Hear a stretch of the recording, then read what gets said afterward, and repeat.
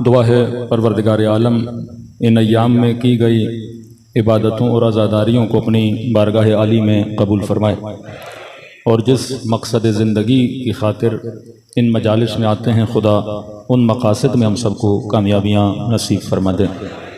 आज क्योंकि आखिरी मजलिस है और वक्त भी काफ़ी गुजर चुका क्योंकि आज हम उतरे भी टाइम पर थे लेकिन पूरा नुमाइश बंद था तो अंदर से आते आते निकलते 20 मिनट वहीं लग गए और 4:20 समथिंग पे अजान भी है, आमाले शब आशूर भी हैं, तो मजलिस मुख्तसर होगी और इन डिटेल जो मसाइब होंगे इंशाअल्लाह वो ज़ियारत आशूरा जब पढ़ी जाएगी तो उसमें डिटेल में इंशाअल्लाह मसाइब भी सुनाए जाएंगे। सलवात पढ़े मोहम्मद वाले मोहम्मद।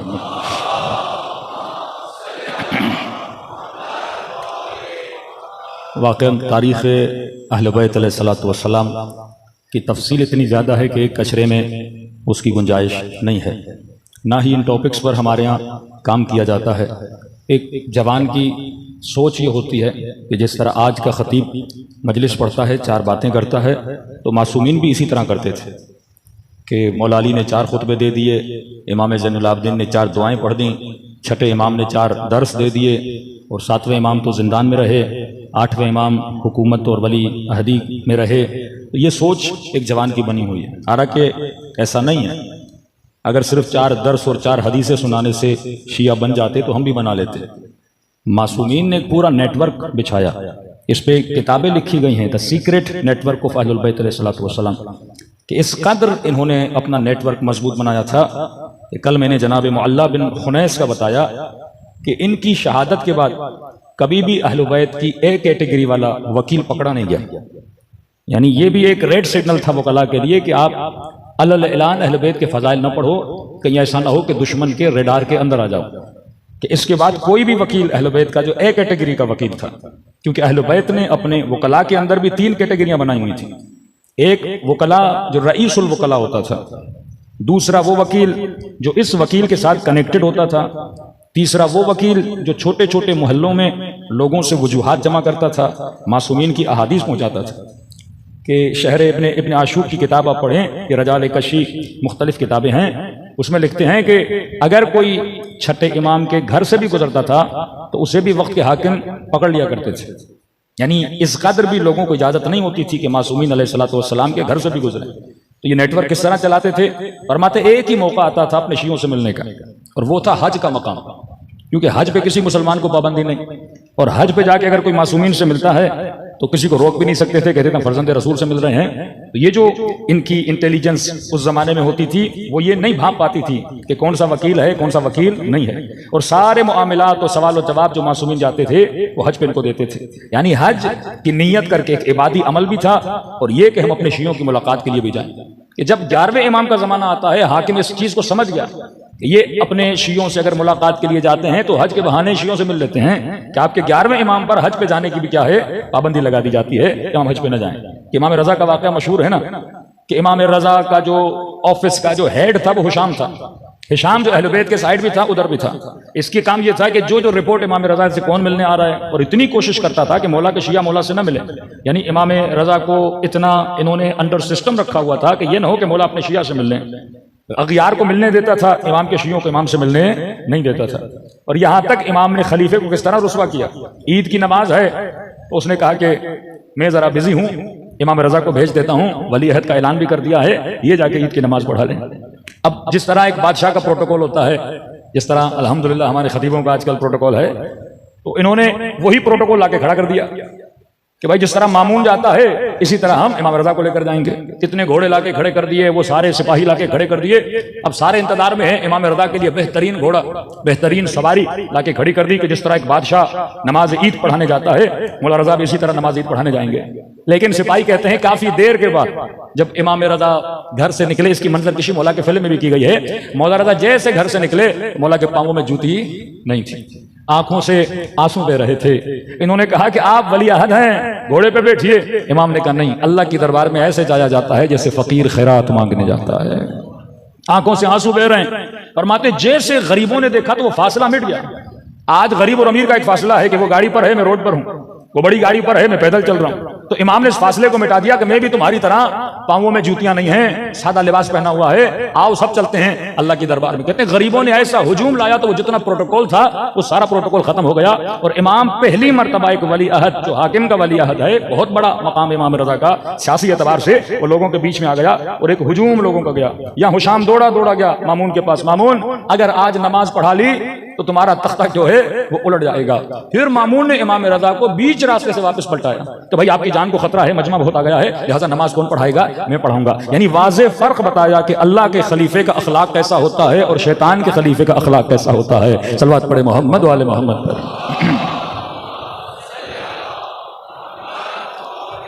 मोहम्मद वज्जिल फरजहुम। तो पहला सिस्टम अहले बैत अलैहिस्सलातु वस्सलाम ने वकला का बनाया।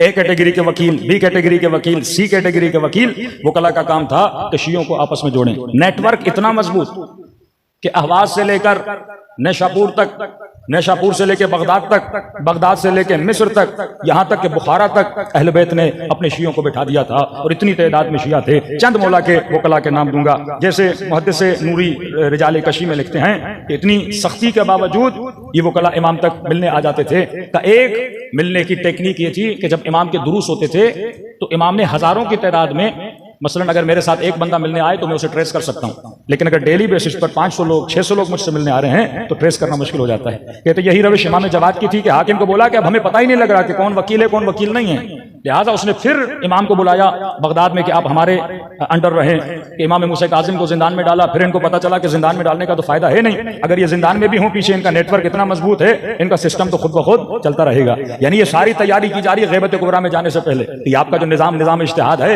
ये निजाम खुम्स है, ये सिस्टम को चलाने के लिए कि शिया कभी भी किसी भी जमाने में किसी हुकूमत का मोहताज नहीं है। अहले बैत इतना मजबूत आपको इकोनॉमिकल सिस्टम देकर गए हैं कि आपका जो निजाम है वो ऑटोमेटिकली चलता रहेगा। सल्लल्लाहु अलैहि मोहम्मद वाले मोहम्मद पर। अब चंद बी कैटेगरी के इमाम के वकील थे, मसलन अली इब्न जाफर खुमयरी। फरमाते हैं इनको जिंदान में डाला गया और जब जिंदान में डाला तो उन्हीं का वजीर, मतलब अहले बैत हुकूमत के अंदर भी इतना रसूख कर चुके थे कि अगर कोई शिया पकड़ा जाता था तो मुतवक्किल का वजीर ही सिफारिश करता है कि आप इसको छोड़ दें। अब ये तारीख में देखा जाएगा कि किस तरह इसको राजी किया कि आप हमारे उसको छुड़ाओ। तो जब वो छुड़ाने जाता है तो मुतवक्किल उसे कहता है कि तुम्हारे चचा ने, उस वजीर को कहता है, मुझे मना किया था कि जब इसको पकड़ो तो ता आखिर उम्र से न छोड़ना। या जैसे जनाब जाफर जबली इमाम रजा जैसे दुनिया से चले जाते हैं तो मामून इस इमाम के चाहने वाले को जिंदान में डालता है। या 3 शहीद हैं, हसन इब्न राशिद, ईसा इब्न जाफर आसिम, इमाम की वो वकील थे इब्न बंद, जिनको पुले बगदाद पे लाकर 200 इनको कोड़े मारे जाते हैं और कहते हैं इतना खून इनसे बहता है कि इनकी लाशों को नहर दिजला में फेंक दिया जाता है। और जब इमाम के पास इमाम का साहबी जाते हैं हसन इब्न साद अहवाजी, इमाम को कहते हैं मौला आपका इनके बारे में क्या ख्याल है। इमाम फरमाते हैं इन्होंने ऐसी जिंदगी जी जैसी हम मासूमीन ने कही थी और अल्लाह इंशाअल्लाह जन्नत में इनका आला मकाम देगा। अब कुछ वो थे जो पकड़े जाते थे और इतना जुल्म के हुक्मरान ताजियाने मार मार के और अलल ऐलान लोगों को बताते थे कि अगर तुम भी इनके मुहिब बनोगे तुम्हारा हाल यही किया जाएगा। अब ये इमाम के साहबी हसन इब्न साद अहवाजी, ये मुआशरे में सबसे शार्प और कीन लोगों को ढूंढता था और उनको फिर मकतब अहले बैत के अंदर लाता था। मतलब ये वो बंदा है कि अफराद इमाम से नहीं मिले, इमाम के सहाबी से मिलते हैं और तबलीग इतनी स्ट्रॉन्ग करता था कि उनको इमाम के साथ जोड़ देता था। जिनमें मसलन इसहाक इब्न इब्राहिम, अली इब्न रैयान, अब्दुल्ला इब्न हुसैनी, अली इब्न महजियार मशहूर है, इमाम जवाद के भी सहाबी हैं। अली इब्न महजियार वो फर्द है, अगर आप सिर्फ खत पढ़ें इमाम जवाद का जो अली इब्न महजियार को लिखा है इमाम ने, आपको ऐसे लगेगा जैसे इमाम हुसैन ने खत लिखा है हबीब इब्न मज़ाहिर को। यानी इतनी मोहब्बत का इजहार इमाम अली इब्न महजियार से करते हैं जैसे कोई किसी बंदा आशिक हो अपने माशूक को खत लिख रहा हो। वो सिफात इमाम ने बताई है कि लगता है कि इमाम इतनी, जैसे शेख मुफीद को इमाम ज़माना खत लिखते हैं, भाई कह के पुकारते हैं, यानी इमाम वक्त अपने साहबी को भाई कहे। अली इब्न महजियार का इतना बड़ा मकाम कि इमाम सिर्फ आप खत पढ़ें, गुंजाइश नहीं है जो इमाम इब्न महजियार को खत लिखा। ये मसीही था, फिर इसे मुसलमान बनाया, फिर इसे शिया बनाया, फिर इमाम के मजबूत तरीन असहाब में से बना जिसने पूरे अहवाज में इतनी शियत को फैला दिया। अब वकीलों का काम था कि इमाम के लिए क्या करें, लोगों को तबलीग भी करें, मकतब में भी लाएं। दूसरा बड़ा काम, ये तो वकीलों में आ गया, दूसरा बड़ा काम जो इमाम ने किया वो इमाम ने इकोनॉमिकल सिस्टम को मजबूत किया। किस चीज के जरिए से? खुम्स के जरिए से। आपके यहाँ जितनी भी खुम्स की रिवायात हैं, बाब मसाइल खुम्स और आमली की किताबें आप पढ़ लें, उसमें छठे इमाम के जमाने से खुम्स की हमें बारे से रिवायात मिलती हैं। लेकिन छठे इमाम के जमाने में जो खुम्स है वो खुम्स गनाइम है, मतलब जो माल गनीमत, किसी को बहुत बड़ा इर्स मिल गया, वालिद साहब चले गए और बाप का करोड़ों रुपया इसको मिल गया, कोई चचा थे, औलाद नहीं थी, वो दुनिया से चला गया, पैसा मिल गया, इस पे खुम्स था। किसी ने घर में सोना और चांदी रखा है, सालों से पड़ा हुआ है, इस पे खुम्स था। या मसलन ज़कात आती थी गंदुम से, किशमिश से, बकरियों से, इन चीजों से, ये पैसा अइम्मा की तरफ जाता था। लेकिन इमाम जवाद ने खुम्स को वसी तर किया। मौला जवाद के जमाने से खुम्सुल मकासिब यानी कमाई पर भी इमाम ने खुम्स लगाया। यहां तक कि अहवाज में इमाम के कुछ चाहने वाले थे, मौला ने खत लिखा, बाज अपने शियों से इमाम ने खुम्स माफ भी किया। इमाम ने फरमाया इस वक्त जालिम ने तुम्हारे ऊपर बहुत जुल्म किया है, टैक्स ज्यादा लिया है, लिहाजा हम फला फला चीजों पे खुम्स माफ करते हैं और इन चीजों को हमारी तरफ खुम्स भेजा जाए। इमाम जवाद ने खुम्सुल मकासिब ऐलान किया। अब जब इमाम ने अलल ऐलान एक नेटवर्क बताया खुम्स का, तो उसके बाद इमाम जवाद की शहादत वाक़ई हो जाती है। यानी एक वो जमाना आया कि इमाम ने अलल ऐलान, इतना इकोनॉमिकली सिस्टम अहले बैत ने मजबूत कर दिया कि अगर कोई बंदा अहले बैत के पास जाता था, किसी को 30,000 दिरहम, किसी को 60,000 दिरहम दे रहे हैं। यानी ये मजाक नहीं थी कि बादशाह भी इतनी खैरात नहीं करता था। आप इमाम जवाद का जूद सुनते हैं ना, इमाम जवाद जो जिनका जूद और फजल जो है बड़ा मशहूर है, कि तारीख लिखने वाले फजाइल लिखते हैं कि फर्जंद रसूल इतने सखी थे। मामला सखावत का नहीं था कि 3 लोग इमाम के पास आते हैं, तीनों को मौला, इसको भी 30,000 दिरहम, इसको भी 30,000 दिरहम, इसको भी 30,000 दिरहम का मतलब यह है 127 किलो सोना, 127 किलो सोना अपने शिया को दे रहे हैं। अब वो जब तारीख लिखते हैं तो वो तो ये लिखते हैं इमाम ने बज़्ल बख्शिश की, लेकिन मामला बज़्ल बख्शिश का नहीं था। ये मौला के वकील थे जिनको मौला पैसा देते थे कि अपने इलाकों में जाओ और हमारे शियों की क्या करो, मदद करो। सलावत पढ़े मोहम्मद वाले मोहम्मद पर। कि उनमें से मसलन मोहम्मद कत्तान ये काम करता था कपड़े का, रुई का काम करता था। अब फसलों से रुई जमा होती थी, रुई के नीचे पैसा छुपाना बड़ा आसान होता था। मौला का दूसरा सहाबी उस्मान इब्न सईद ये तेल का काम करता था, तेल के डब्बों में पैसे ला के इमाम को ला कर देता था। इसी तरह इमाम के बहुत सारे सहाबी जैसे हुसैन इब्न रूह, ये वाक़यात लिखे हुए हैं कि जब आते हैं, मसलन किसी बूढ़ी खातून ने अपनी 2 अंगूठियां फेरोजे की दी, अपना एक हार दिया, अपनी 4 चीजें दी कि ये जाकर इमाम तक पहुंचा देना। अब अजीब है कि छठे इमाम के जमाने में भाई एक बंदा खुम्स देता है 2 लाख, 4 लाख, 5 लाख, कितना पैसा मासूमीन के पास आ रहा है। कितना इन्होंने नेटवर्क को मजबूत किया कि वाली बहरैन, आज 80% बहरैन क्या है, शिया है। वाली बहरैन के हकम इब्न गलबा बहरैनी 7 लाख दिरहम इमाम जाफर सादिक को भेजना चाहता है। खत लिखता है कि मौला बहुत बड़ा इसको, क्योंकि वाली था तो हाकिम ने इसको बहुत ज्यादा पैसा दिया। इमाम के पास आता, मौला मेरे पास 7 लाख दिरहम है, कई सवारियां हैं, जो मेरा खुम्स बनता है वो मैं आपको देना चाहता हूँ। इमाम कहते ठीक है आ जाओ। छठे इमाम की खिदमत में आता है और किस तरह से आता किसी को पता भी नहीं लगता। मतलब उस जमाने में जो काफिले आते थे मदीने में, मक्के में, उन काफिलों में इतने पैसे छुपा के इमाम के पास आता है। इमाम की खिदमत में आता है, कहता है मौला ये 7 लाख दिरहम कि हमने कैलकुलेट किया, आज के जमाने में तकरीबन 400 करोड़ बनते हैं सोने के एतबार से, तो उस जमाने के 400 करोड़ उसका खुम्स है। बहरैन से अकीदे की मजबूती तो देखिए, नेटवर्क की मजबूती तो देखिए कि उस जमाने में 400 करोड़ लाके इमाम को देता है। इमाम उससे लेते हैं कि हमने तुम्हारा खुम्स लिया और अल्लाह कबूल करे और हम जमानत देते हैं खुदा जन्नत तुझे अता करेगा। उसके बाद इमाम ने कहा जितना लाए हो सारा वापस ले जाओ। 7 लाख दिरहम इमाम ने से क्या किया, वापस कर दिया। अब ऐसे वापस नहीं कर रहे, अब बहरैन में जा और अपने जैसे और शिया बना। 80% आज बहरैन के लोग क्या हैं, शिया हैं। यही शहर रजाले कशी लिखते हैं कि 2 शियों में इख्तलाफ हुआ, एक ससुर था और दामाद था, बीवी मर गई, पैसा वैसा आया तो शिया आपस में क्या करने लगे, लड़ने लगे। सख्ती से मासूम ने मना किया है कि शिया कभी शिया से न लड़ा करे, एक दूसरे की बदनामियां न किया करो। कहते हैं इनका झगड़ा हुआ, कोई कहता था इसने मुझे 2000 दिरहम देने, कोई 3000 देने हैं। ये इमाम का जो वकील था इसने इनके अंदर सुलह करवाई, झगड़ा खत्म करवाया। आखिर में बात आ गई 600 दिरहम पे। वो खुश हो गए कि भाई इख्तलाफ खत्म हुआ। अब 600 दिरहम एक ने दूसरे के देने थे। इमाम का वकील कहता है तुम्हारे 600 दिरहम भी मैं देता हूं, किसी को देने की जरूरत भी नहीं है, मैं देता हूं, लेकिन शर्त यह है कि आज के बाद तुम दोनों अली इब्न अबी तालिब के शिया हो, लोगों में जाके एक दूसरे की बुराइयां नहीं करोगे। और जब 600 दिरहम देता है कहता मैं अपनी तरफ से नहीं दे रहा, ये जाफर सादिक की तरफ से दे रहा हूं। सलवात पढ़े मौला की शान पर। ये छठे इमाम की तरफ से दे रहा हूं, मतलब इमाम ने वकीलों को बस्तियों में बिठाया हुआ था, उनको पैसे दिए हुए थे कि अगर 2 शियों में इख्तलाफ हो जाए, और इख्तलाफ अगर पैसे की वजह से, आज कितने हमारे शिया हैं, कोई 1 लाख का कर्जी, कोई 5 लाख का कर्जी, कोई 20 लाख का कर्जी। किसी मोमिन ने खत दिया, मौलाना सोसाइटियां बना बना के प्लॉट बेच बेच के हमारे पैसे लोग खा गए हैं। यानी मोमिन मोमिन के साथ दगा कर रहा है, मोमिन मोमिन के साथ घिश कर रहा है। अब जाहिर एक बंदा बैंक करप्ट हो गया, बिजनेस उसका बैठ गया, अब उन मोमिन के पैसे नहीं दे पा रहा। यहां मासूम इजाजत दे रहे हैं उन लोगों को जो साहिबान हैसियत है, फरमाया मोमिनीन का पैसा इधर उधर करके कम से कम इनमें सुलह करवा दे। अब ये मोमिन कोर्ट तक जाएगा, ये मोमिन केस करेगा, एक मोमिन दूसरे मोमिन पे FIR कटवाएगा, बदनामी किसकी है? अहले बैत के चाहने वालों की। अब यहाँ पे किन को किरदार अदा करना है? वो साहिबान हैसियत जिनका सालों में करोड़ों खुम्स निकलता है। ये दो मोमिनों का मसला क्या हल कर सकते हैं? हल कर सकते। रिवायात से यही तो अक्स होता है। अगर कोई मोमिन किसी मोमिन से पैसे लिए हैं, अब दे नहीं सकता, ये मकरूज है, आप अपने खुम्स से इसके कर्जे को क्या कर सकते हो? अदा कर सकते हो। उसके बच्चे परेशान है, वो जेल में चला जाएगा, माशरे में अलग से परेशानी होगी और मसाइल इजाद होंगे। तो इमाम ने उस जमाने में यह सोचा कि कभी भी शिया से पैसे की वजह से लड़ रहा है, पैसे दे देते थे कि आप आपस में मिलो ताकि इनका इख्तलाफ क्या हो जाए, दूर हो जाए। इतना मजबूत नेटवर्क अहले बैत अलैहिस्सलातु वस्सलाम ने बनाया कि जब इमाम हादी इमाम दहुम का जमाना आता है, अब ये वो जमाना है कि लोगों को ग़ीबत सुग़रा की तरफ जाना है। इमाम से मिल सकते थे, अब इमाम से मिल भी नहीं सकते। फरमाते हैं कई लोग इमाम से मिलने आते थे, इमाम पर्दे के पीछे रह के इनसे बातें करते थे ताकि इनको उस पर्दे की आदत हो जाए। ये ना हो कि सिर्फ इमाम से कलाम करें। शहर रय ईरान, यहां से इतना लंबा सफर करके लोग मदीने पहुंचते हैं सिर्फ इमाम जवाद के जमाने मौला से मिलने के लिए। फरमाते हैं कई दिन तक इमाम इनसे मिलते नहीं, बाहर खड़ा रखते हैं। शिया है इमाम के, मतलब नो कॉम्प्रोमाइज। जो मासूमीन तालीमात देते थे, कॉम्प्रोमाइज नहीं करते थे। जब इतना लंबा उनको खड़ा करके फिर इमाम जब उनसे मिले तो कहने लगे कि मौला इतने दिन से खड़े हो। इमाम ने कहा तुमने नहीं सुना, जब हमने शहर रय में अब्दुल अजीज हसनी को भेजा है तो मसला उससे पूछो, मुझसे क्यों पूछने आए हो?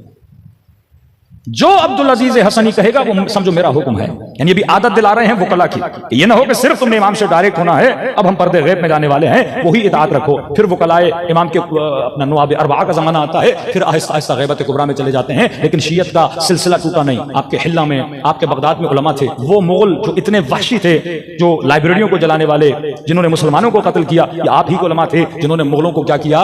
मुसलमान बनाया। सफविया का जमाना आया, आयतुल्लाह बहाउद्दीनी जिनकी कब्र इमाम रज़ा के हरम में है, ये वजीर मुशाविर हैं शाह अब्बास के। यहां तक हुकूमतों में दाखिल हो गए कि हुक्मरानों के वजीर बन गए और उस तरीके से इन्होंने सियासत में इन्होंने मकतब अहले बैत को क्या किया? बढ़ावा दिया, शहादतें भी दी। आज ये मकतब प्लेट में रख के आपके सामने पड़ा हुआ है, इतना आसान नहीं था। इसके पीछे अहले बैत अलैहिस्सलातु वस्सलाम ने क्या की हैं? मेहनतें की हैं, जहमतें की हैं। कहते हैं शाम से एक बंदा गया, शामी इल्मी एतबार से बड़े कमजोर थे, हज पे मिला इमाम से। इमाम को कहने लगा कि मौला कुरान और तजवीद के हवाले से मेरे कुछ सवाल है। अब देखो हर टॉपिक में इमाम ने एक अपना शागिर्द रखा हुआ है। क्या मौला कुरान और तजवीद में सवाल है? इमाम ने कहा मेरे शागिर्द से पूछो, हमदान इब्न अयन, क्या आपसे पूछना है? कहा नहीं, जो ये कहेगा वो समझो मेरा जवाब है।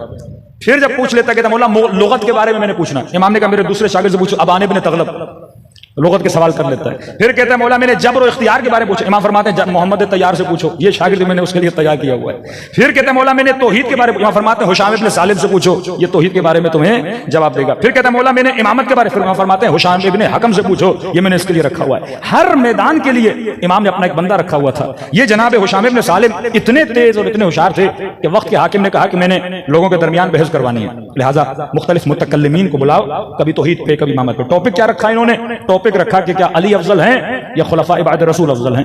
तो ये इमाम के साहबी जनाब हुशाम गए। तो वक्त के हाकिम ने कहा मैं बैठूंगा पर्दे के पीछे, क्योंकि वो मुझे देख लेगा तो नहीं आएगा। तो वो पर्दे के पीछे बैठ गया और कहते हैं इसने वो दलीलों की भरमार की, जितने लोग थे वो उसके सामने हार गए। यहां हुशाम ने देख लिया कि हाकिम पर्दे के पीछे है और जितना जल्दी हो सका वो निकल गया। तो यहां पे हारून कहता है कि इसकी जबान 1000 सिपाहियों के तलवार से भी ज्यादा तेज चलती है। अगर ये रहा तो ये पूरे शहर को अली वाला बना देगा। कि जितना जल्दी हो सके इसे पकड़ो और इसे कत्ल कर दो। लेकिन ये बड़ा तेज था, ये फिर कभी भी उस वक्त के हाकिम को मिला नहीं। इस तरीके से मकतब अहले बैत ने अपने वकला रखे। ऑर्गेनाइजेशन ऑफ लॉ आप 7वें ज़माने पढ़ेंगे कि इतना पैसा था कि जब 7वें इमाम जिंदान में शहादत पाते हैं तो कुछ वकला एक एक वकील के पास 70,000 दिरहम 30,000 दिरहम और माल की लालच ने इन लोगों को इमाम रजा से दूर कर दिया कि कहा कि भाई सारा पैसा इमाम रजा को दो। कहने लगे नहीं, अभी इमाम मूसा काज़िम शहीद नहीं हुए। तो कहा जिंदान में शहीद हो गए। पैसे की लालच में इन्होंने नया फिरका बनाया जिसको कहते फिरक़े वाक़िफ़िया। इन्होंने कहा नहीं, इमाम अभी जिंदा हैं, हमने उनको शहीद होते हुए नहीं देखा, इमाम मूसा काज़िम फिर वापस आएंगे। फिर इन्होंने नया फिरका बनाया। आपकी यही इस्माइलिया ज़ैदिया इस्माइलिया इतनी मजबूत हुकूमतें बना चुके थे मिस्र में कि वक्त के हुक्मरान मुस्तअसल और परेशान हो गए थे, हम इनको शिकस्त कैसे दें। अब इस्माइलिया इतने तेज कैसे बने? क्योंकि इस्माइलिया छठे इमाम तक हमारे सिस्टम में रहे थे। अहले बैत ने इनको पूरा नेटवर्क सिखाया था कि दुश्मन का मुकाबला कैसे करना है। तो लिहाजा तभी उसी नेटवर्क के शागिर्द थे। छठी क्लास तक तो हमारे साथ थे ना, सारे ट्रेंड थे। शियत को सबसे ज्यादा नुकसान इन्होंने पहुंचाया क्योंकि अहले बैत की जो रविश थी उसको इन्होंने आया किया। उनको पता चल गया कि शिया किस तरह दुश्मन का मुकाबला करते हैं। और क्योंकि ये मिस्र में थे, मिस्र के साथ फिलिस्तीन लगता था, फिलिस्तीन में यहूदी भी थे, फिलिस्तीन में क्रिश्चियन भी थे, और दुश्मन क्योंकि मुश्तरक था, वक्त का हाकिम दुश्मन था इस्माइलियों का, फिर वक्त का हाकिम दुश्मन था यहूदियों का और मसीहियों का। तो लिहाजा ये यहूदी और मसीहियों से मिल गए और तब के जमाने से मेल जोल इनका रहा और मिल के इन्होंने वक्त के हाकिम का मुकाबला किया। तो हर जमाने में अहले बैत अलैहिस्सलातु वस्सलाम ने अपने शियों को तंबीह दी, उस जमाने के जवानों को सिखाया, उस जमाने के असहाब को सिखाया कि आपने किस तरह मकतब की राजदारी करनी है और किस तरह इस मकतब में रह के एक दूसरे की मदद करनी है और इस सिस्टम को मजबूत करना है। सल्लल्लाहु अलैहि मुहम्मद व आले मुहम्मद। आज भी यही निज़ाम खुम्स जो है उसने मकतब तशय्यो को मजबूत किया हुआ है। पाकिस्तान में निज़ाम खुम्स दूसरे शिया ममालिक से सबसे ज्यादा कमजोर है। हमारा बड़े से बड़ा सूबा कौन सा है? पंजाब। ज्यादा से ज्यादा शिया कहां है? पंजाब में। ज्यादा से ज्यादा बिगाड़ कहां है? पंजाब में। हमारे एक दोस्त कहते थे मौलाना वो सियासी मसला हो, वो अखलाकी मसला हो, वो जो भी मसला हो, सारे मसले कहां से हैं? पंजाब से हैं। तो अगर पंजाब की तरबियत हो जाए तो पूरे पाकिस्तान की तरबियत हो जाए। अक्सरियत सुधर जाती है तो अकलियत भी क्या हो जाती है? सुधर जाती है। एक सर्वे किया गया कि तकरीबन 75% पाकिस्तान का शिया खुम्स नहीं देता। क्यों? क्योंकि तकलीफ से दूर है। जब निजाम खुम्स आपके यहां नहीं होगा तो शिया दिन ब दिन गरीब होता रहेगा। आप बस्तियों में चले जाइए, इमाम बारगाहों में, मस्जिदों में 10,000 से ज्यादा किसी मौलवी की तनख्वाह नहीं है। अब जो मौलाना इस महंगाई के जमाने में 10,000 रुपये तनख्वाह लेगा तो वो आपके बच्चों की फिक्र करेगा या अपने बच्चों की करेगा? वो सिर्फ 5 वक्त की नमाज पढ़ाएगा, ना कोई किताब पढ़ेगा, ना कोई मुताला करेगा। ज्यादा से ज्यादा यही तवज्जो होगी, फला जनाजा पकड़ लो, फला निकाह पकड़ लो। क्योंकि इंसान को अल्लाह ने पेट दिया है और पेट की भूख तो हर कोई इंसान बुझाना चाहता है। सबसे ज्यादा जो पैसा हमारे यहाँ खर्च होता है वो मजालिस पे खर्च होता है। और अफसोस से बाज लोगों ने जिक्र इमाम हुसैन को कमर्शियल बना दिया। जिक्र करना फजीलत है, अभी अब्दुल्लाह हुसैन का जिक्र इबादत है। लेकिन ऐसा हुआ कि मिंबर पर बिल्कुल नौजवान लड़के आ गए, मदरसे से नहीं पढ़े, किसी जगह से इल्म हासिल नहीं किया, और लिहाजा इनकी तरबियती नफ्स की वो तरबियत भी नहीं है कि आप देखते हैं पंजाब में 14 साल का बच्चा, 17 साल का बच्चा, 20 साल का बच्चा, अब आवाज अच्छी है, शक्ल अच्छी है, 4 शेर अच्छे याद कर लेता है, मजमा बाबा कर रहा है। अब होता क्या है कि वो इन्हीं मजलिसों से लाखों रुपए कमाते हैं। चलो मजलिस से अगर अल्लाह पैसा दे भी रहा है तो अपनी जात पे खर्च करो, जो बच जाए वो फिर इमाम हुसैन के अज़ादारों पे खर्च करो ना, वो फिर गरीबों पे खर्च करो। अब क्योंकि तरबियत नहीं है तो जिस तरह आज के जमाने के दुनियादार लोग अपने माल लोगों को दिखाते हैं, मेरा घर, मेरी गाड़ियां, तो अब जवानी में 17 साल में इतना पैसा आ गया करोड़पति बन गए, 20 साल में इतना पैसा आया करोड़पति बन गए। तो लिहाजा ये बच्चे किसमें जाते हैं? इन्हीं सेल्फियों में वो गाड़ियां दिखा रहे हैं। मैंने पंजाब के जाकिर को देखा, तकरीबन 7 गाड़ियां उसने खड़ी की हुई हैं, कीमत तकरीबन 5-6-7 करोड़ उनकी गाड़ियों की कीमत। इतना बड़ा घर दिखा रहा है और नीचे लिख रहा है कि ये मौला हुसैन का फजल करम है। ये तरबियत इमाम हुसैन है कि तुम अपना माल लोगों को दिखाओ? ये तरबियत इमाम हुसैन है कि लोगों को दिखाओ मेरे पास इतना है? कतअन अहले बैत अलैहिस्सलातु वस्सलाम की रविश नहीं थी। अहले बैत की रविश ये है कि अल्लाह ने दिया है, जो जरूरतें हैं जरूरतों को पूरा करो, जो बच जाए वो हमारे गरीब शियों पे क्या करो? खर्च करो। एक तो मिंबर के लिए ना कोई कैद है ना कोई बंद है, जिसके मन में आया वो मिंबर पर बैठ गया। और एज भी कम, उस एज में इंसान की तरबियत भी नहीं होती और लिहाजा इस माल को वो गलत रास्ते में और रियाकारी में इस्तेमाल करता है। लेकिन अगर मजालिस भी हों, उसके साथ साथ कौम अगर खुम्स की पाबंद हो जाए कि आधा खुम्स सहमे सादात है, कि अगर कौम खुम्स की पाबंद हो जाए, पाकिस्तान तो क्या पूरी दुनिया में कोई गरीब सैयद नहीं होना चाहिए। और आधा जो खुम्स का हिस्सा है वो मसाजिद पे लगता है, मदारिस पे लगता है, दीनी तालीमात पे लगता है। मतलब आधा हिस्सा सादात की जरूरत मिटाएगा कि उससे एहतराम सादात, करामत सादात, कि कोई सैयद गरीब न हो। आधा हिस्सा जो है शिया गरीब आबादी पे लगेगा कि मतलब कोई शिया गरीब भी ना हो, कोई शिया बीमार हो जाए हॉस्पिटल के पैसे नहीं, उसी से बनेगा। आपकी मस्जिदें आबाद होंगी, आपके मदारिस आबाद होंगे। आज कोई भी मौलाना मदरसा खोलता है, मदरसे चलाने के लिए परेशान है कि मौलाना 10 बच्चे मदरसे में हैं, इनका खर्चा हम कैसे चलाएं। ये वो सिस्टम था जो अहले बैत देकर गए कि जब तक विलायत के साथ जिक्र ज़कात है, आपकी नेटवर्क ऑफ विलायत तभी चल सकता है जब आपका इकोनॉमिकल सिस्टम क्या हो? मजबूत हो। इमाम खुमैनी ने जब ईरान में इनकलाब लाया, खबरदार किया हौजा इल्मिया को, कहा कभी भी हुकूमत से पैसे न लेना, क्योंकि जो हौजा हुकूमत से पैसा लेता है वो हुकूमत की तारीफ करेगा, कभी उस हुकूमत पे अमर बिल मारूफ नहीं मुनकर नहीं करेगा। कि हमेशा हौजे मासूमीन के जमाने से आज तक आजाद रहे, लोगों ने अपनी जेब से खुम्स दिया और उसी खुम्स के जरिए से क्या हुआ, हौजा इल्मिया का सिलसिला चला। तो नस्लों को अगर इस नेटवर्क को मजबूत करना है, हमें मासूमीन की तालीमात पे पाबंद होना होगा। आज इतना प्रोपेगेंडा आपके इज्तिहाद के खिलाफ क्यों किया जा रहा है? क्योंकि इन्होंने इराक में देख लिया, इराक को कभी तबाह न कर सके। आप मत सोचिए कि अमेरिका इराक में आया था कि प्लेट में रख के इराक शियों को दे दे और आप 25-25 मिलियन शिया जाएं और 40 इमाम हुसैनी को मनाएं। इन्होंने ये नहीं सोचा था कि यमन में जाएंगे और प्लेट में रख के ज़ैदी शिया को यमन दे देंगे। इनकी प्लानिंग्स कुछ और थी। तभी इमाम ज़माना की वो दुआ है कि खुदा दुश्मन को दुश्मन से लड़ा दे। जो दुश्मन प्लानिंग करता है वो और है, जो खुदा प्लान करता है वो और है। सल्लल्लाहु पढ़े मोहम्मद वाले मोहम्मद।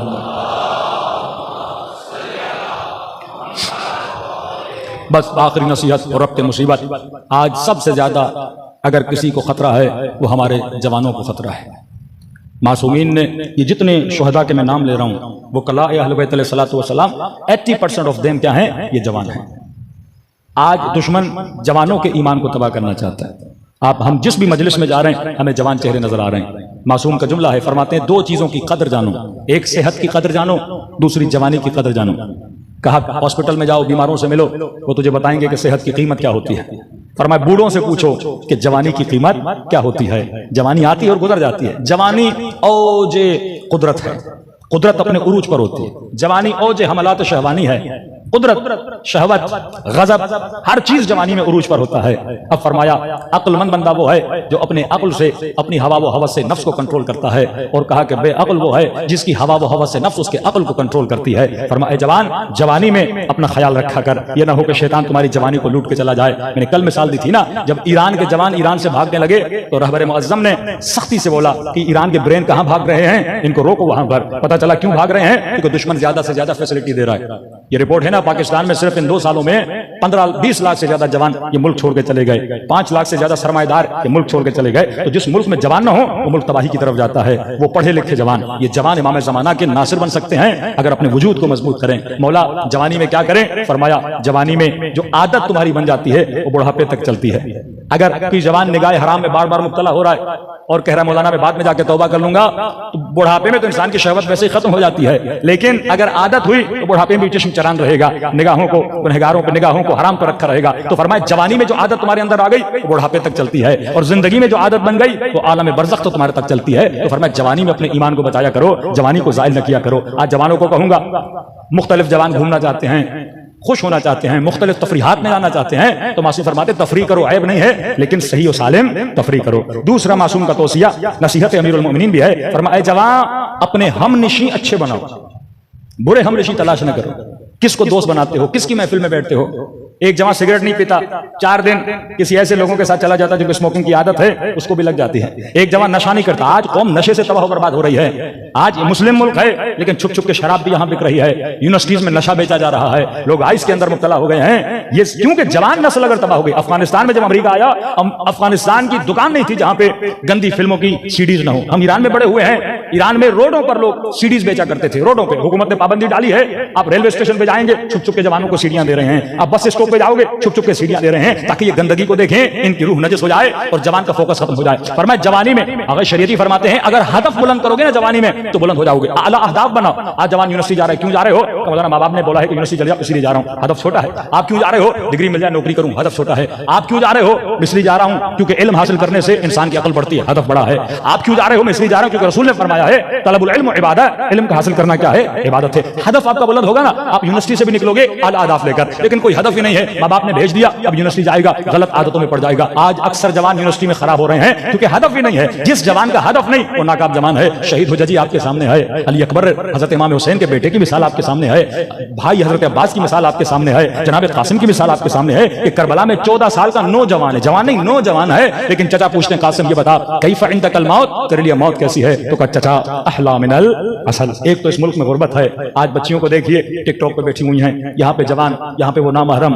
एक तो लज्जत हुसूली होती है, बंदा हासिल भी करता है, लेकिन आज उन लज्जतों को हसरतों में इन्होंने बदल दिया है कि खुद तो गुनाह ले रहा है लेकिन उसी की एक क्लिप मिलियंस में चली जाती है, यानी खुद भी फहाशी और फहाशत को फैला भी रहा है कि जवानों की जिंदगी सिर्फ शहवत में गुजर जाए। आज वाकई यूरोप में औरत की कोई इज्जत कोई वक़्त नहीं है, इस्लाम ने औरत को इज्जत दी। फरमाया मर्द अगर इसे हासिल करना चाहता है, मर्द इसको इज्जत से अपने घर में लाएगा बिठाएगा, लेकिन लेकिन आप चले जाइए शराब पी के क्लबों से निकलते हैं, कोई इज्जत नहीं, औरत सस्ती हो चुकी, टिश्यू पेपर की तरह यूज किया जाता है, वो फ्री में अपने जिस्म को दिखाती रहती है। इस्लाम ने हर चीज की इज्जत बनाई है, पर मैं अगर किसी को देखो पहले निगाह इंसानी से देखो, बाद में निगाह शहवानी है, लेकिन आज इंसान को सिर्फ शहवत का आलेकार बना दिया गया है। इस्लाम इज्जत का दीन था, इस्लाम वकार का दीन था, इस्लाम जवान को डायरेक्शन दिखाने के लिए आया, और अल्हम्दुलिल्लाह इमाम हुसैन की बरकत है कि इतने जवान फर्श अज़ाए हुसैन इब्न अली पर बैठे हैं। पहले हमारी तंजीमें होती थी, जवानों की तरबियत होती थी, अभी इंडिविजुअल हर बंदा मेहनत कर रहा है। ये रब्त, ये नेटवर्क होना चाहिए कि हमने जवानों की तरबियत किस तरह करनी है। किसी ने कहा मौलाना 9 दिन मजलिस में आते हैं, वजूद में तब्दीली आ जाती है। मैंने कहा फिर 9 दिन के बाद क्या करोगे, 10 मुहर्रम के बाद क्या करोगे, उसके बाद तो कोई मजलिस नहीं है, कुछ जाते हैं कुछ नहीं जाते, कुछ झोंक में मशगूल हो जाते हैं। आज आपने कम से कम 1 घंटा तो मजलिस सुनी, 1.25 घंटा तो मजलिस सुनी, लेकिन सवाल यह है इसके बाद आप क्या करोगे।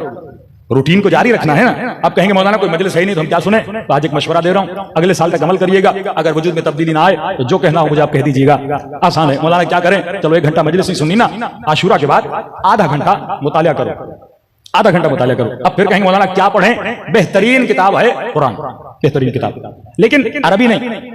कुरान किस तरह, जैसे मरहूम शेख मोहसिन नदफी साहब की तफसीर आ चुकी है उर्दू में, बाजार में मिलती है आपको, या तफसीर नूर पढ़ें अगर कराती की, अगर उर्दू में तर्जुमा हो गया, बेहतरीन किताब कुरान। बाज हमारे मोमिनीन सीधा नहजुल बलागा उठाते हैं, समझ नहीं आती, सकील है।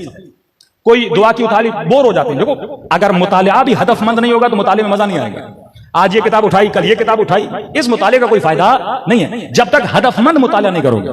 तो ये आप ठान लें, क्योंकि एक मोमिन ने ऑस्ट्रेलिया मुझे बताया मौलाना हमने आपकी बात पे अमल किया, कहते मुझे 3 महीने हुए, कहते मौलाना मैं इतना डीप डिप्रेशन के अंदर था, लेकिन जब से मैंने तफसीर पढ़ना शुरू की है अल्लाह ने अजीब फरह मुझे अता की है, ऐसे खुश हूं दुनिया अब मुझे नजर नहीं आती, सिर्फ मेरा राब्ता किसके साथ है, परवरदिगारे आलम के साथ है। आप एक तफसीर उठाएं, बस आगे मोहसिन नदफी साहब की तफसीर उठा लें, डेली हाफ एन आवर, सिर्फ आधा घंटा पढ़ें, सिर्फ आधा घंटा। कोई खातून है पढ़ना नहीं आता, बेटे को कोई बेटा आधा घंटा मेरे लिए पढ़ लो। अब तो अगर साहिबान हैसियत हैं तो आप तफसीर को वॉइस बुक बना दें। कोई बेचारा अंधा है, कोई पढ़ नहीं सकता, कोई बुढ़ा है, आप उसको वॉइस बुक बनाएं, और ऑटोमेटिकली भी वॉइस बुक, आर्टिफिशियल इंटेलिजेंस के बाद आप उसको वॉइस बुक भी बना सकते हो। वॉइस बुक बना के कोई गाड़ी में सुनता हुआ जाए, कागज उठाइए, कलम उठाइए, आधा घंटा पढ़िए, फिर उसके नोट बनाइए, फिर देखिए। कुरान वो किताब है जिसमें फिक़ा भी है, जिसमें अखलाक भी है, जिसमें फ़ज़ाइल अहले बैत भी हैं, जिसमें अंबियाए गुज़श्ता के किस्से भी हैं, जिसमें मुसलमानों के कारनामे भी हैं, जिसमें सब कुछ आपको मिल जाएगा कुरान में। और आज की सियासत, आज के जमाने के हालत हाजरा भी आपको कुरान में क्या हो जाएंगे, मिल जाएंगे। सिर्फ इस फार्मूले पे आज अहद करें इमाम ज़माना से कि मौला मैं इस आशूरा के बाद आधा घंटा तफसीर कुरान पढ़ूंगा। कितने की तफसीर की किताब मिलेगी, 1500, 2000, 5000 खर्च कर लें कुरान मजीद को खरीदने में और उस कुरान मजीद को पढ़ने में। वल्लाह 1 साल आप पढ़िए, एक मस्जिद के मौलवी से क्या 100 मौलवियों से ज्यादा आपके पास क्या होगा, इल्म आ जाएगा, और आप खुद हकीकत को पहचान भी सकोगे और साहिब बसीरत भी बन जाओगे, और कभी भी हकीकत के रास्ते पे चलने में कभी झिझकोगे नहीं। इतना ईमान मजबूत हो जाएगा। सलवात पढ़े मोहम्मद वाले मोहम्मद पर।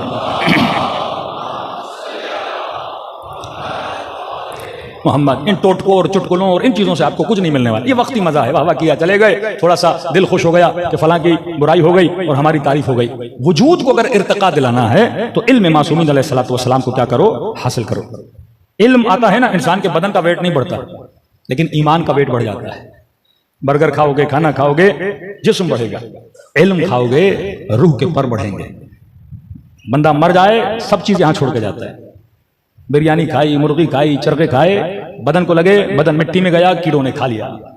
मन सक़ुलत मवाज़ीनुहु फ़हुव फ़ी ईशतिन रादियह, कहा ऐश करेगा वो बंदा आखिरत में जिसका वहां वजन ज्यादा होगा। बदन का वजन मोटा होके मरे, मन सक़ुलत मवाज़ीन, उसके अमल का वजन वहां पे क्या होगा, ऐश। अल्लाह कहता है ऐश करेगा। जो अयाशियां करते हैं ना कुफार, कौन सी अयाशियां होती हैं, शराब की ऐश, शहवानी ऐश, यही ऐश है ना।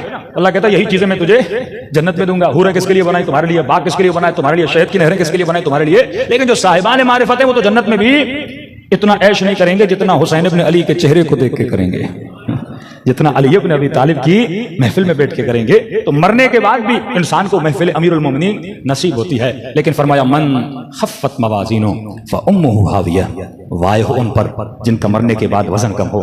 अब महफिल अमीरुल मोमिनीन का एक वाक़या सुनाऊं। शहीद की मां ईरान में शुहदा ज़ैनबियून अपनी जानों को दिफा हरम में दुख्तर अली सैयदा ज़ैनब ने कुर्बान किया। जवान बेटा था इस माँ का, बेटा शहीद हो गया। माँ की आदत थी कि डेली जाती थी अपने बेटे के कब्र पर। अब यह वाकया फिर रिवायत मासूम से भी मिलता है, डेली जाती थी। हफ्ते को गई, इतवार को गई, शब जुमा हुई और जाती रात को थी। अहादीस मासूम में है कि रात को कब्रिस्तान अपने मुर्दों के लिए न जाया करो, बिलखस शब जुमा। इसकी वजह देखिए, कहती हर शब जुमा रात को पूरी रात बैठ जाती थी, बेटे की कब्र पे कुरान पढ़ो, यासीन पढ़ो। इतना लगाव में नहीं रह सकती थी, ऐसे लगता था कि जैसे बेटे से मिलने जा रही हूं। जवान बेटा किसी माँ का मर जाए तो ये माँ कहती है एक रात मैंने ख्वाब के आलम में अपने बेटे को देखा। देखती हूं मैदान गोया बरज़ख है, कोई बहुत बड़ा मैदान है, लाखों की तादाद में हसीन नूरानी चेहरे हैं, जिनमें से एक मेरा बेटा है। तो क्या देख रही हूं, जितने लोग हैं वो गोया सामान्य सफर बांध रहे हैं कहीं जाने के लिए, और सारे जा रहे हैं, लेकिन मेरा बेटा बैठा हुआ है। तो मैंने बेटे से कहा कि बेटा ये कहां जा रहे हैं? कहने लगा अम्मा आज शब जुमा है, ये सब जा रहे हैं वादी सलाम। क्या करने जा रहे हैं वादी सलाम में? वादी सलाम में अमीरुल मोमिनीन खिताब करने वाले हैं, ये अमीरुल मोमिनीन से हुसूले इल्म के लिए जा रहे हैं। तो कहा कि बेटा आप क्यों नहीं जा रहे? अली की मजलिस है, क्यों नहीं जा रहे? कि अम्मा अली ने बोला है अगर माँ आए तो माँ को छोड़ के ना आना, माँ के तरह में बैठो। कहती नींद से उठी उस दिन के बाद, कहती मैं शब जुमा नहीं गई ताकि अपने बेटे को वादी सलाम में अमीरुल मोमिनीन की महफिल से महरूम न करूं। अदब माँ बाप भी बताया, ये बताया। अब जनाब सलमान फरमाते हैं मैं अमीरुल मोमिनीन के साथ जा रहा था, इसी वादी सलाम से गुजरे। फरमाते अमीरुल मोमिनीन ने कलाम करना शुरू किया, लेकिन मुझे कुछ भी नजर नहीं आ रहा। फरमाते घंटों गुजर गए, लेकिन अली बातें करते रहे, थक गया। मैंने कहा मौला इतने घंटे हो गए, क्या कर रहे हैं? सलमान अगर तुझे भी नजर आए, अभी मेरे सामने हजारों मोमिनीन की अरवाह बैठी हैं और मैं उन्हें क्या दे रहा हूं? इल्म दे रहा हूं। मतलब ये मारिफत की महफिलें मरने के बाद भी खत्म होने वाली नहीं है। जितनी पाक अरवाहें वो हर हफ्ते में एक निशस्त अमीरुल मोमिनीन की खिदमत में जाती हैं और वादी सलाम में अमीरुल मोमिनीन की महफिल में शिरकत करती हैं। तभी फरमाया शब जुमा तुम्हारे मरहुमीन तुम्हारे घरों में आते हैं, यहाँ शब जुमा अमीरुल मोमिनीन का लेक्चर सुनते हैं, उसके बाद अपने रिश्तेदारों के यहाँ जाते हैं। तभी फरमाया शब जुमा उनके लिए एक फातिहा कोई नजर नियाज किया करो, ताकि आपकी मरहूम अम्मा और मरहूम बाप खुश होकर वादी सलाम से वापस आलम बरज़ख में चले जाएं। गंदे लोग वादी बरहूत में भेजे जाते हैं, जहाँ उनको अजाब कराया जाता है। परवरदिगारा बेहक़ मोहम्मद आले मोहम्मद हमें भी अमीरुल मोमिनीन की वो महफिल नसीब फरमा, हमें भी कब्र की पहली रात शफाअत अबी अब्दुल्लाह अल हुसैन नसीब फरमा। इन्नी सिल्मुन लिमन सालमकुम व हरबुन लिमन हारबकुम। इस नेटवर्क की कामयाबी यह है कि मोहब्बत सिर्फ मोहम्मद व आले मोहम्मद की वजह से, नफरत सिर्फ मोहम्मद व आले मोहम्मद की वजह से। कभी अपनी जात की खातिर किसी के साथ नफरत न करना। सलवत पढ़े मोहम्मद व आले मोहम्मद पे। खुदारा जितने इख्तिलाफात हैं उनको ख़त्म करें, मोमिन मोमिन से मिले। ये रात सिले रहम की रात है, शब आशूर के अमाल करेंगे सिले रहम। कोई मोमिन की नाराज़गी आज रात चले जाइए कि हुसैन के सदक़े में मैंने तुझे क्या किया, माफ़ कर दिया। दिलों से नफरतें, कसावतें, बुग़्ज़ निकाल। ये तो बड़ी बात है ना। रसूल खुदा की खिदमत में एक खातून आई, कहते हैं बहुत खूबसूरत थी। इसका शोहर शक्ल और सूरत के एतबार से नॉर्मल था। अब देखिए हक़ के तलाक खुदा ने किसको दिया है? मर्द को दिया। आई रसूल खुदा के पास और अपने शोहर की तारीफें करने लगी। या रसूल अल्लाह मेरा शोहर बहुत अच्छा है, शक्ल और सूरत में, हर चीज में, अखलाक का भी बहुत अच्छा है, मेरे साथ नेकी भी बहुत करता है, लेकिन आप दीन में मुसामिया देखिए। लेकिन कहते या रसूल अल्लाह मैं इसके साथ रहना नहीं चाहती। अब हक़ के तलाक किसको है? मर्द को है। औरत कहती है मैं नहीं रहना चाहती या रसूल अल्लाह इसके साथ। नबी फरमाते हक़ महर में क्या लिया था? या रसूल अल्लाह इसने मुझे बाग दिया था हक़ महर में। का वापस करोगी? जी या रसूल मैं करने के लिए तैयार हूं। कैसे? बाग वापस कर। उसके शोहर को कहा अपनी बीवी को क्या कर? आजाद कर, बगैर झगड़े के, बगैर कोर्ट में जाए। रसूल खुदा ने कहा जब एक बंदा नहीं रहना चाहता उसे क्या कर? आजाद कर दे। हमारे यहाँ जायज मसलों पे इतने झगड़े होते हैं। उसने ये भी नहीं कहा या रसूल अल्लाह मैं नहीं छोड़ना चाहता, कहीं नबी का हुक्म था, उसने क्या किया? दे दिया। दूसरा बंदा जो शक्ल का गया गुजरा, मतलब पूरा मदीना उसे बेटी न दे, वो कहने लगा या रसूल अल्लाह फलां की बेटी मुझे बड़ी पसंद आई। लोगों ने कहा शर्म कर, वो इतनी शक्ल की अच्छी कौन देगा तुम्हें बेटी? आ गया रसूल खुदा के पास, या रसूल अल्लाह हाँ आप कहेंगे तो मना नहीं करेगा। नबी ने उसे बुलाया, अपनी बेटी से पूछ अगर मैं कहूं क्या किसी से मेरी मोहब्बत में शादी करेगी? उसने कहा या रसूल अल्लाह आपका जान मेरी क्या है, कुर्बान है। नबी ने कहा फिर दोनों को बुलाओ, मैं दोनों का निकाह पढ़ना चाहता हूं। दीन को इतना आसान बना दिया। ये दिलों में जब नफरतें, बुग़्ज़, अनाएं, जिद आती हैं, लोग घर तबाह हो जाते हैं। एक खातून ने फोन किया मौलाना 10 साल हो गए मैं अपने शोहर से अलग हुए, 10 साल तलाक नहीं दे रहा मुझे। कहते नहीं पूरी जिंदगी तेरे बाल सफेद हो तो मैं नहीं छोड़ूंगा। ये शिम्र सिफत मंदा है कि अल्लाह ने इसे कोई इख्तियार दिया है, उस इख्तियार का क्या कर रहा है? गलत इस्तेमाल कर। ये मकतब अखलाक है, ये मकतब मुरव्वत व मोहब्बत है। आओ करबला के मैदान में कैसी मोहब्बत है भाई की भाई से, कैसी मोहब्बत है बहन की भाई से कि सैयदा ज़ैनब फरमाती हैं आधी रात का वक्त हुआ, मैंने देखा कि अब्बास अपने भाइयों के खेमे में है। उम्मुल बनीन के 4 बेटे का अब्बास ने भाइयों को जमा किया। कुछ ऐसे हजरत अब्बास के भाई हैं जिन्होंने अमीरुल मोमिनीन को देखा भी नहीं बेचारों ने, यानी इनकी पैदाइश हुई और चंद महीनों में अमीरुल मोमिनीन शहीद हो गए। बड़ा किया है उम्मुल बनीन ने बिन बाप के इन बच्चों को। तो अब्बास ने कहा कि भाई पता है कि कल क्या होने वाला है? कहा जी भाई, का क्या इरादा है? का मदीने से अम्मा ने हमें आपके हवाले किया है, जो आपका फैसला। का मेरा फैसला यह है कि हम हैं उम्मुल बनीन के बेटे, हुसैन है ज़हरा का लाल। जब तक हम जिंदा हैं हुसैन पे आंच भी नहीं आनी चाहिए। ये करबला के जवान हैं, ये इताअत इमाम है। कहते हैं जब तक जिंदा थे वल्लाह हुसैन तक इन्होंने आंच भी नहीं आने दी। आज ये कॉन्फिडेंस हो हमारे अंदर कि इमाम ज़माना ना आप पर आंच आने देंगे, ना आपके दीन पर, ना आपकी शरीयत पर, ना आपके मकतब पर, ना आपकी आइडियोलॉजी पर। जब इस नुक्ते पे शिया जमा हो गए वल्लाह दुनिया की कोई ताकत आपको शिकस्त नहीं दे सकती। दिलों को करबला की तरफ रवाना करें, सलाम करें उन शुहदाए करबला पर जिन्होंने अपनी जानों को राह खुदा में कुर्बान किया। अस्सलामु अलल हुसैन व अला अली अब्नल हुसैन व अला औलादिल हुसैन व अला अस्हाबल हुसैन की सदा बुलंद हो। सलाम अला व अला अली अब्नल हुसैन व अला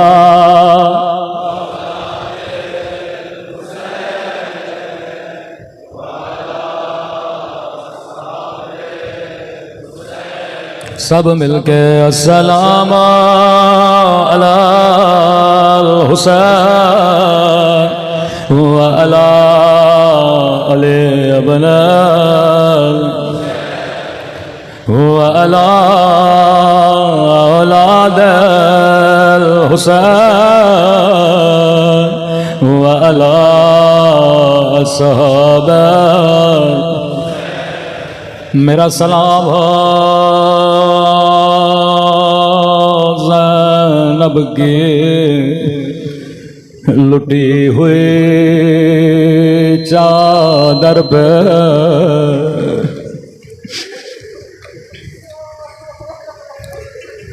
आज इमाम ज़माना की ज़बान से मसाइब सुनो। फरमाया अज़ादार तू सुन के रोता है, लेकिन मैंने अपनी आंखों से देखा मेरी पुप्पियों की चादर छीने गए। फरमाया तू आंसू रोता है, लेकिन मैं खून रोता हूँ। ज़ियारत नाहिया के जुमले सुबह आशूर ज़ियारत को पढ़ा करो। फरमाया मेरा सलाम हो उन नन्हे से रुखसारों पे, ओ जिनका रंग बदलता रहा। ये नहीं का रंग बदल गया बल्कि बदलता रहा। कभी जालिम के तमाचों ने रंग नीला किया, कभी जालिम के तमाचों ने रंग सिया किया। मैंने पहले भी ये रिवायत सुनाई थी, सही बुखारी की रिवायत। ऐसे इमाम ज़माना नहीं रोए। रसूल खुदा फरमाते हैं मुसलमानों कभी हैवान को भी मुंह पे न मारा करो। इन्होंने नबी की नवासियों को तमाचे मारे, अगला सलाम बड़ा दर्द भरा सलाम है। फरमाया मेरा सलाम उन जख्मी फटे हुए होंठों पे ओ जिन पे जालिम छड़ी मार रहा था। अल्लाह जाने ये मंजर सकीना ने कैसे देखा।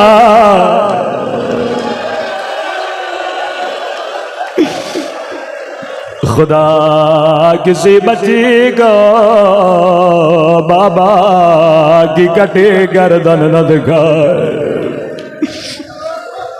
रिवायत के जुमले जब लुटा हुआ काफिला इब्ने जियाद की दरबार में आया, लई के सामने कटी हुई गर्दनें रखी गई।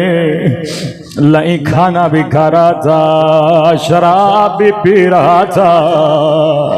जिस तश्त में मेरे मौला का सर था, शराब का बचा हुआ पानी तश्त में फेंक रहा था। इमाम ज़ैनुल आबिदीन की फरियाद बुलंद है, ओ मेरा गरीब बाबा, ओ मेरा परदेसी बाबा। रिवायत के जुमले हैं, सरों को देखता था, पूछता था ये किस शहीद का सर है। लई कहने लगा ये हुसैन का सर है। खाना भी खाता था, छड़ी से हुसैन के होंठों पे भी मारता था। फिर कहने लगा ये किसका सर है। कहा ये कमर बनी हाशिम अब्बास का सर है। ये किसका सर है। हसन के यतीम कासिम का सर है। ये नन्ही गर्दने किसकी है। ये ओनो मोहम्मद के कटे हुए सर। लेकिन रिवायत के जुमले इसकी निगाह एक सर पे पड़ी। लई ने खाना खाना छोड़ दिया। कहने लगा ये चांद जैसा चेहरा, ये नूरानी चेहरा किसका है। का अमीर नाम अली अकबर है, हुसैन का बेटा।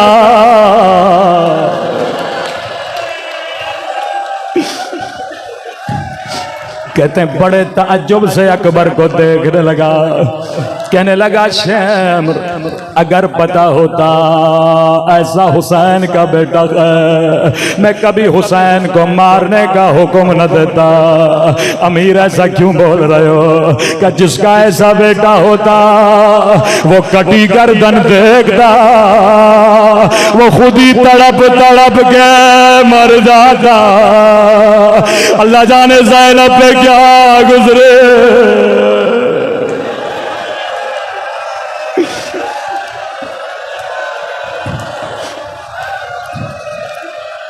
तारीख़ करबला के जुमले आया। कासिम आया इजाजत लेने, हुसैन ने इजाजत नहीं दी। अब्बास आए इजाजत लेने, इतनी आसानी से इजाजत नहीं दी। लेकिन जब अली अकबर आए, बाबा इजाजत है। फ़अज़नल हुसैन का चला जा मेरे लाल, बेटे को रोका नहीं।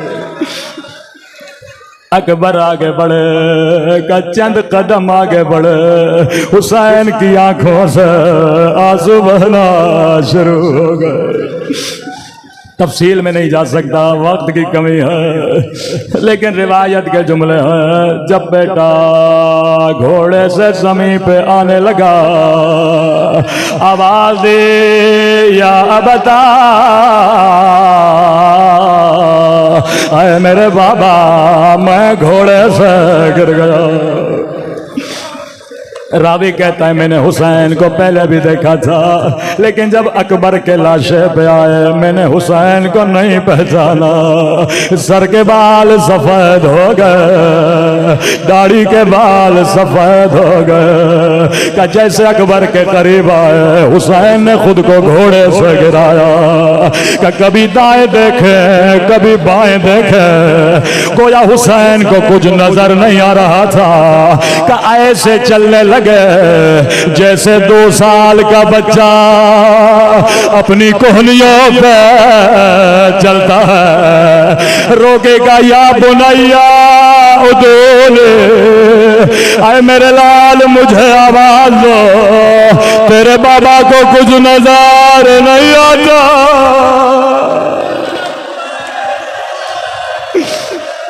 अकबर बूढ़ा बाप हो जवाब दे कला शहर। अकबर ने बाबा को आवाज दी जैसे जवा के लाशे पे पहुंचे, मेरे लाल जिंदगी गुजर गई, तूने बाबा से कुछ भी नहीं मांगा। का बाबा अल हदीदो कद सकलने वल अतशो कद कतलने, बाबा लोहे के वजन ने मुझे मार डाला, बाबा मुझे बहुत प्यास लगी है। हुसैन ने अपनी ज़बान को अकबर की ज़बान पे रखा, बेटे ने जल्दी से ज़बान निकाले, ओ मेरे गरीब बाबा आप तो मुझसे भी ज्यादा प्यासे हैं। बाबा बस खेमों में ले चलिए। एक हाथ अकबर के सर के नीचे दिया, दूसरा हाथ पांवों के नीचे दिया। रावी कहता है जैसे लाश उठाना चाहे, हुसैन के पांव लर्जे, लाश को जमीन पे रखा। मेरा लाल बूढ़ा बाबू लाश उठाए नहीं जाते। अकबर अगर जहमत न हो बाबा की मदद करो, दोनों बाहें मेरे गले में डालो।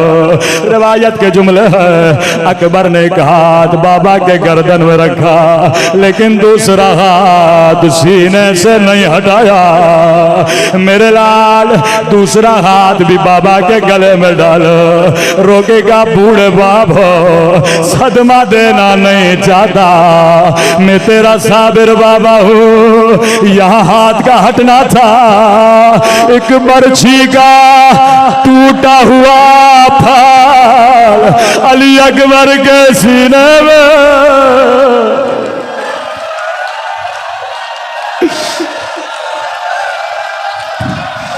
हुसैन जवा का लाशा जमीन करबला पे रखा।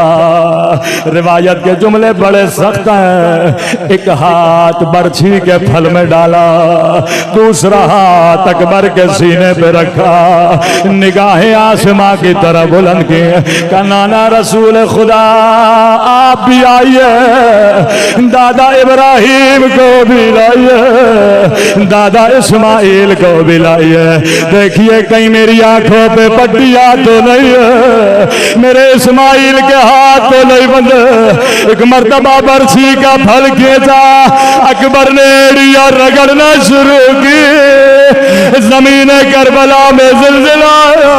ज़ैनब ने कहा हुसैन ठहर जा, मैं ज़ैनब भी आती हूँ। का बहन ज़ैनब मेरे होते हुए खेमे से न निकलना, मातम हुसैन।